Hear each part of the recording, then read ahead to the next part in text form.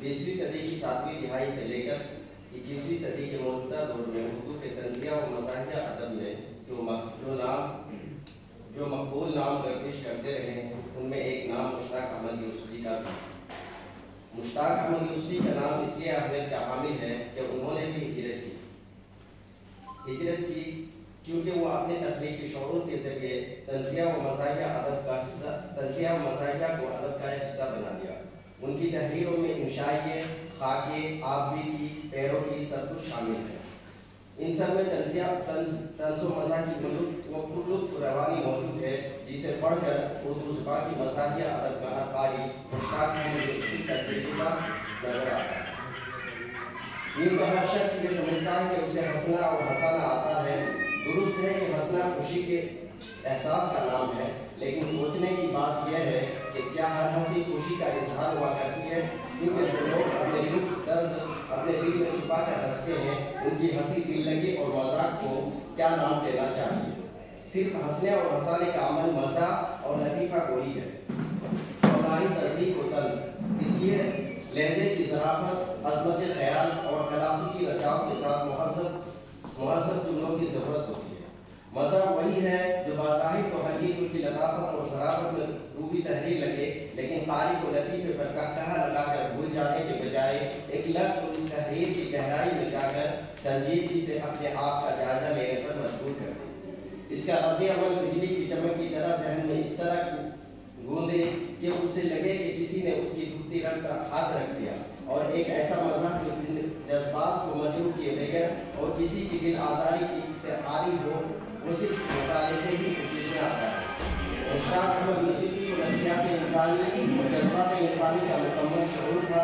یہی وجہ ہے کہ ان کی تحریر میں طنز اور مزاح اصلاح معاشرہ کے معنوں میں استعمال ہوا۔ انہوں نے اپنی تخلیقات کے ذریعے موجودہ زمانے کی ترقیوں سے روشناس کرایا، نیز اپنی خطابات صلاحیتوں سے اچھا اور مثبت مزاح تخلیق کیا۔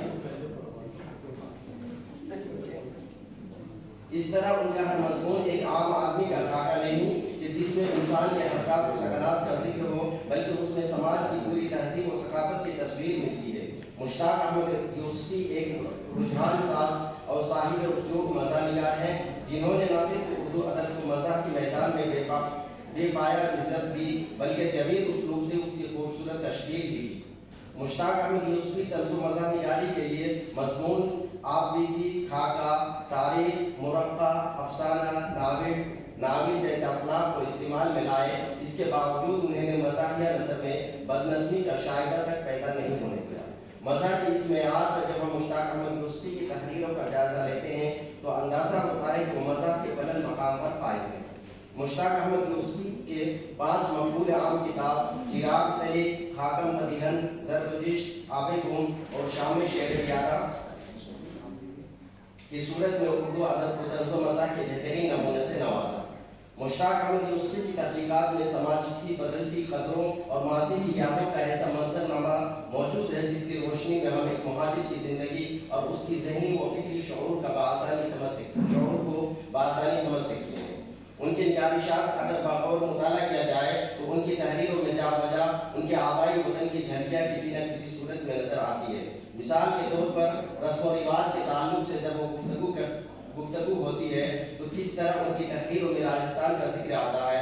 اقتباس: راجستھان کی راجپوتوں میں الٹا دستور ہے، اونٹ پر بیٹھی ہوئی عورت کے انداز نشست کو دیکھ کر 1 میل دور سے بتلا سکتے ہیں کہ وہ سوار کی بہن ہے یا بیوی۔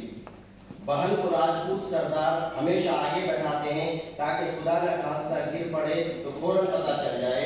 بیوی کو پیچھے بیٹھاتے ہیں اور محبوبہ کو اغوا کرنے کے لیے دیس میں ہمیشہ گھوڑے کا استعمال ہوتا ہے۔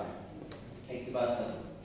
اس اقتباس میں جہاں مزاح کی شگفتہ کی لہر دکھائی دیتی ہے، وہیں مشتاق احمد یوسفی کے تختر شعور میں بیٹھی ماضی کی یادوں کو قلم بند کرنے کی شعوری کوشش بھی دیکھنے کو ملتی ہے۔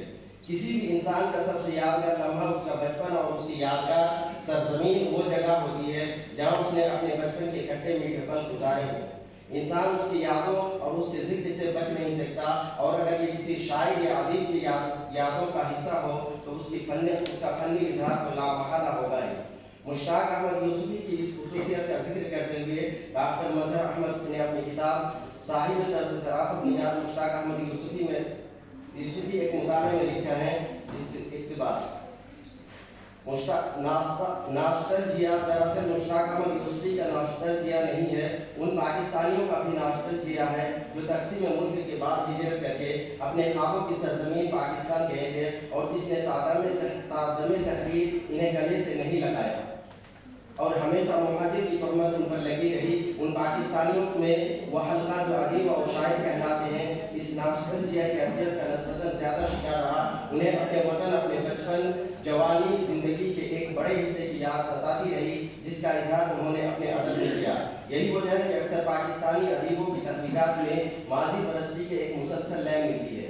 مشتاق احمد یوسفی جن کا اصل وطن راجستھان ہے، اس سے کس طرح بچ سکتے ہیں؟ ڈاکٹر مظہر احمد کی تحریروں کی روشنی میں یہ بات پورے طور پر واضح ہوتی ہے کہ مشتاق احمد یوسفی نے جہاں اردو زبان کی مزاحیہ عادت کو فروغ دیا، وہیں اس کے پس پردہ اپنے یاد ماضی کے غموں کا بھی ذکر کیا۔ بہرکیف اس سے قطع نظر اگر مشتاق احمد یوسفی کی ظرافت نگاری کا جائزہ لیا جائے تو ان کے یہاں مزاحیات کے ساتھ ساتھ طنزیہ تحریریں بھی کافی مقدار میں موجود ہے، جس میں انہوں نے سیاست، سماج، مذہب اور ادب میں پیدا ہونے والی کجرویوں اور خامیوں کو نشانہ طنز بنایا۔ ان کی طنز نگاری میں ہمدردی کا جذبہ شامل ہے۔ ان کا ماننا ہے کہ جب انسان کسی شہر سے بے انتہا پیار نہیں کرتے تب تک اس کی خوبیوں سے واقف نہیں ہو سکتا۔